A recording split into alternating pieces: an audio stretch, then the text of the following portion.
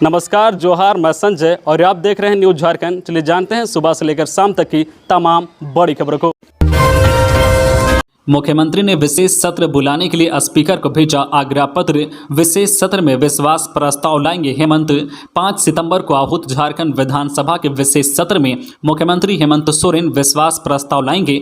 मुख्यमंत्री ने विशेष सत्र के लिए विशेष नियम के तहत स्पीकर को आग्रह पत्र भेज दिया है। विधानसभा के प्रभारी सचिव जावेद हैदर के मुताबिक मुख्यमंत्री की ओर से भेजे गए पत्र में यह जानकारी दी गई है कि सरकार विशेष सत्र में विश्वास प्रस्ताव लाएगी। सीएम का पत्र मिलने के बाद विधानसभा सचिवालय ने सत्र की तैयारी शुरू कर दी है।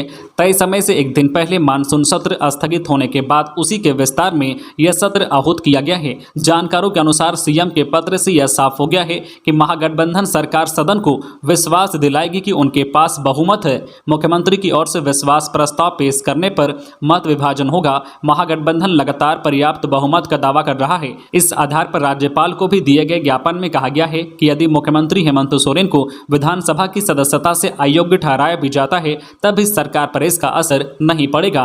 इधर राज्य में सियासी उहापोह के बीच भाजपा विधायक दल की बैठक कल 4 सितंबर को होगी। बैठक में प्रदेश अध्यक्ष दीपक प्रकाश, विधायक दल के नेता बाबूलाल मरांडी, संगठन मंत्री कर्मवीर सिंह व सभी विधायक शामिल होंगे। इसमें सरकार को घेरने की रणनीति तय होगी।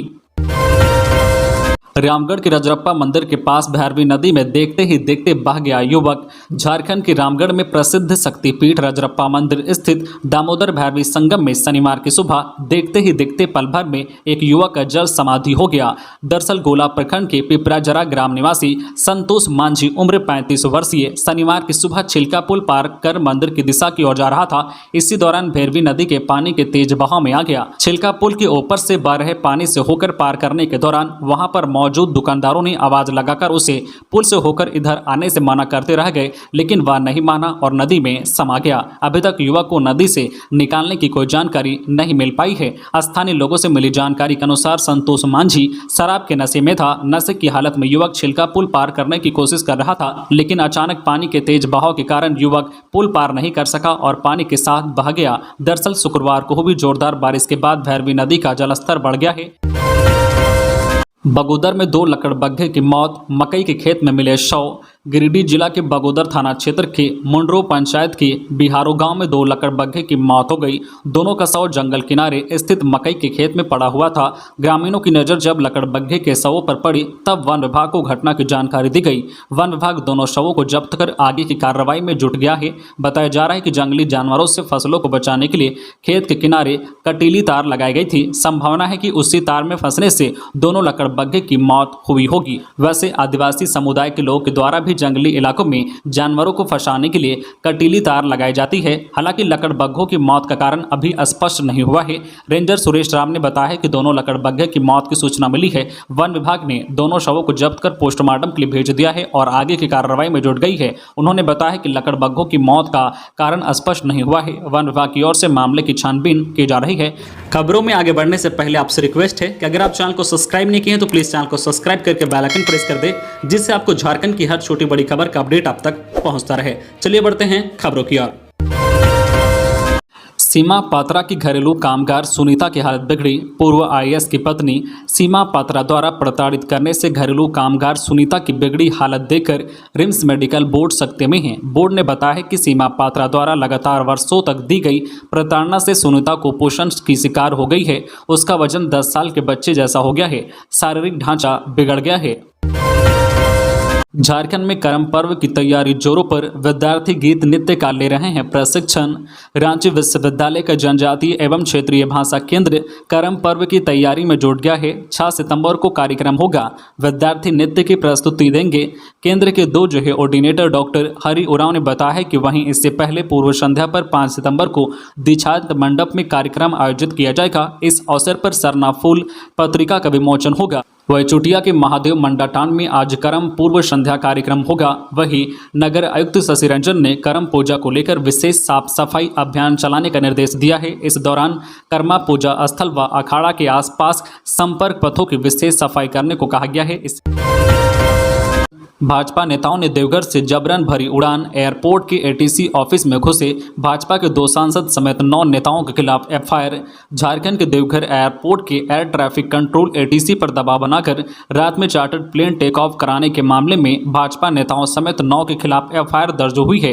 इनमें गोड्डा से बीजेपी सांसद निशिकांत दुबे, उनके 2 बेटे सांसद मनोज तिवारी और भाजपा नेता कपिल मिश्रा का नाम शामिल है। एफआईआर देवघर एयरपोर्ट पर तैनात डीएसपी सुमन अमन ने जिले के कुंडा थाना में दर्ज शिकायत पर कराई है। डीएसपी सुमन अमन के मुताबिक 31 अगस्त को गोड्डा से सांसद, उनके दोनों बेटे मनोज तिवारी और अन्य लोग देवघर एयरपोर्ट के एटीसी में जबरन घुसे और कर्मचारियों पर जबरन क्लियरेंस लेने का दबाव बनाया। उन्होंने अपनी शिकायत में यह भी कहा है कि देवघर एयरपोर्ट में नाइट टेक ऑफ और लैंडिंग की सुविधा अभी तक नहीं है। दरअसल 31 अगस्त को सांसद निशिकांत दुबे, मनोज तिवारी, कपिल मिश्रा देवघर से दुमका गए थे। ये सभी जो है दुमका में पेट्रोल अटैक में मारी गई नाबालिग के पीड़ित परिवार से मिलने पहुंचे थे। दरअसल दुमका में 23 अगस्त को एक नाबालिग लड़की को पड़ोस में ही रहने वाले शाहरुख हुसैन ने घर में ही पेट्रोल डालकर जला दिया था। रांची के रिम्स में उसका इलाज चला और 28 अगस्त को उसकी मौत हो गई।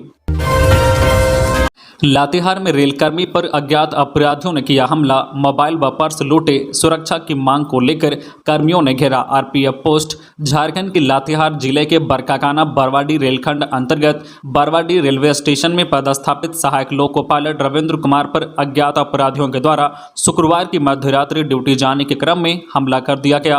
हमलावरों ने बाजार स्थित पीपल पेड़ के समीप रास्ते में अंधेरे का फायदा उठाकर इस घटना को अंजाम दिया है। मिली जानकारी के अनुसार अपराधियों ने गन या किसी लोहे से उनके सर पर वार किया, जिससे वह बुरी तरह से घायल हो गए। जिसके बाद घायल रविंद्र कुमार का मोबाइल व पर्स लूटकर अपराधी फरार हो गए। घायल लोको पायलट का इलाज बरवाडी के रेलवे अस्पताल में किया गया। उनके सिर और कान में 11 टांके लगाए गए हैं। वहीं इस घटना को लेकर एक तरफ जहां रेलवे जो है रनिंग कर्मचारियों में भय का माहौल है, वहीं दूसरी ओर रेल कर्मियों ने स्थानीय थाना पहुंचकर मामले की लिखित शिकायत की है। झारखंड में ठनका से छात्र की मौत, 4 लोग जख्मी।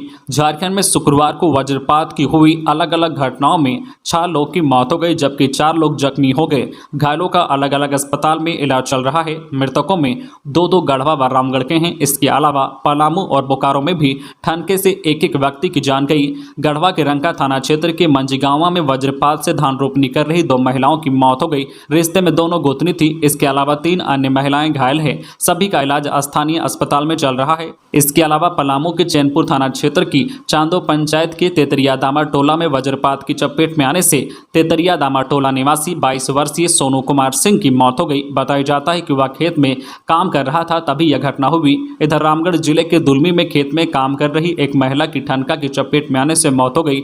वहीं गोला में एक की जान गई है। वहीं बोकारो में भी एक 8 वर्षीय बच्चे की मौत हो गई, जबकि एक अन्य झुलस गया। सरकार की अस्थिरता के कारण स्वास्थ्य मेला टला। राज्य सरकार की अस्थिरता के कारण मेगा स्वास्थ्य मेला का आयोजन खटाई में पड़ गया है। यह 3 और 4 सितंबर को होने वाला था। एक दिन में 25,000 लोगों के स्वास्थ्य जांच की योजना थी। जमशेदपुर के किनन स्टेडियम का चयन भी इसके लिए किया गया था, परंतु बीते एक सप्ताह से राज्य सरकार को लेकर चल रही कयासबाजी के कारण इसे अंतिम रूप नहीं दिया जा सका। वैसे 3-4 को आयोजन संभव नहीं देख जिला प्रशासन ने इसकी तिथि 10 और 11 सितंबर कर दी है, परंतु इस तिथि में भी आयोजन होगा या नहीं कहना मुश्किल है। इस स्वास्थ्य मेले का उद्घाटन मुख्यमंत्री को करना था, परंतु अभी तो स्वास्थ्य मंत्री और मुख्यमंत्री सहित अधिकांश मंत्री विधायक रांची और रायपुर में हैं। ऐसे में स्वास्थ्य मेले के आयोजन की सुध लेने की किसी को फुर्सत कहां है। पंकज की न्यायिक हिरासत अवधि 16 सितंबर तक बढ़ी। अवैध खनन और टेंडर मैनेज करने से जुड़े मनी लॉन्ड्रिंग मामले के आरोपी बरहेट विधायक प्रतिनिधि पंकज मिश्रा की न्यायिक हिरासत अवधि 16 सितंबर तक बढ़ा दी गई है। इसके साथ ही पंकज मिश्रा के करीबी कारोबारी बच्चू यादव को शुक्रवार को वीडियो कॉन्फ्रेंसिंग के माध्यम से ईडी कोर्ट में पेश किया गया। दोनों की अगली पेशी 16 सितंबर को होगी। ईडी ने उक्त आरोप में पंकज को 20 जुलाई को गिरफ्तार किया था। वहीं बच्चू यादव 4 अगस्त से जेल में हैं।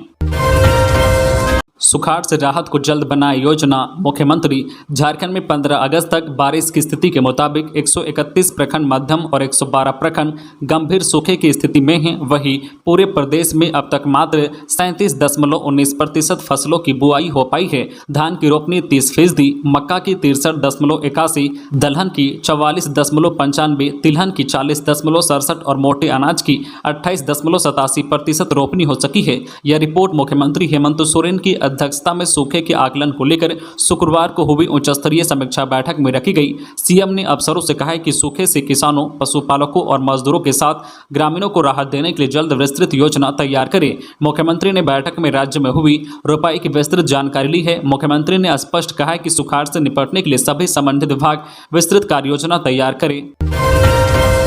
जेएसएससी ने इतने पदों पर मांगे आवेदन, 10वीं पास युवा भी कर सकते हैं अप्लाई। सरकारी नौकरी की तलाश कर रहे उम्मीदवारों के लिए खुशखबरी है। 10वीं पास उम्मीदवार के लिए यह एक सुनहरा मौका है।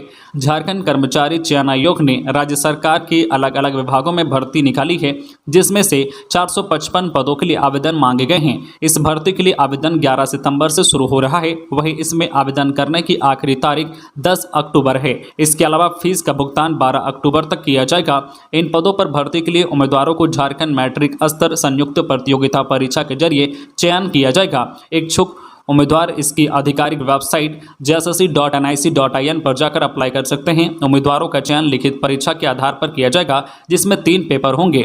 इसमें जो पेपर 1 में भाषा की जानकारी देखी जाएगी। इसके अलावा पेपर 2 में रीजनल कल्चर और पेपर 3 में सामान्य ज्ञान चेक किया जाएगा। सभी जो है बहुविकल्पीय प्रश्न होंगे। उम्मीदवारों की आयु सीमा 18 से 35 वर्ष होनी चाहिए। इसके अलावा आरक्षित वर्ग के लोगों को जेएसएससी के नियमों के अनुसार छूट दी जाएगी। तो ये थी आज की झारखंड की टॉप बड़ी खबरें। इसी तरह झारखंड की हर छोटी बड़ी खबर देखने के लिए आप हमारे चैनल न्यूज झारखंड चैनल को सब्सक्राइब करके बेल आइकन प्रेस कर दीजिए, जिससे आपको झारखंड की हर छोटी बड़ी खबर का अपडेट आप तक पहुंचता रहे। तो आज के लिए बस इतना ही। हमें दीजिए इजाजत, फिर मिलते हैं नेक्स्ट न्यूज में।